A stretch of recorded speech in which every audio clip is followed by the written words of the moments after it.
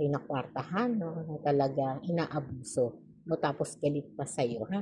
Kaya dito po, no, sinasabi pa rin dito, no, na talagang nakikita po ng may kapal yung ginagawa niyang kasamaan, no, na panluloko, walang takot, no, parang nag-i-enjoy siya dun sa mga ginagawa niya, no. Kaya dito po, no, ang darating na karma sa kanya, no, maaari po, no, na talagang malasin siya sa buhay niya, no, na ngayon hindi pa niya nararamdaman, ha.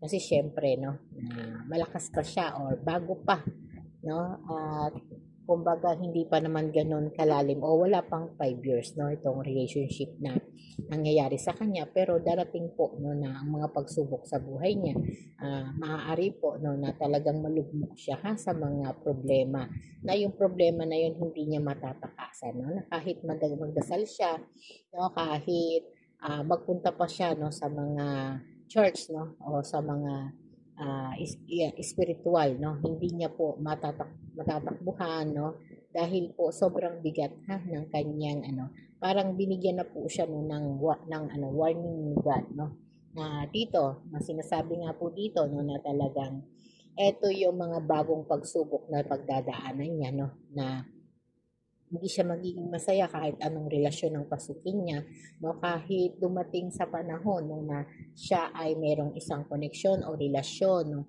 na lolokohin at lolokohin po siya, no, ng partner niya. Kagaya ng ginagawa niya sa iyo, ha?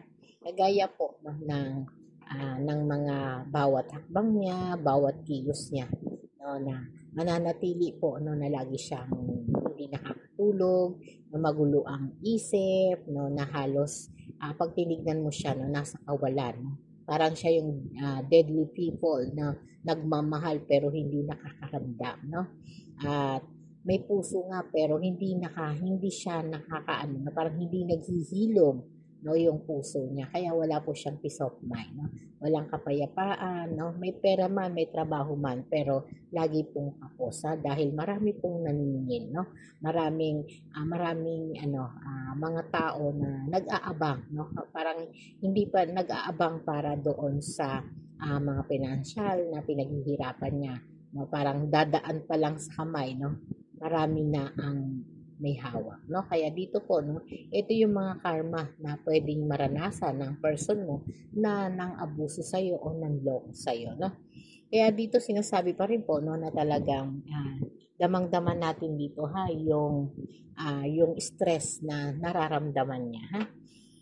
Siyempre, no, may mga ilan po dito, no, na magkakasakit, no, at yung pagkakasakit na yun, hindi po sinasadya yun kasi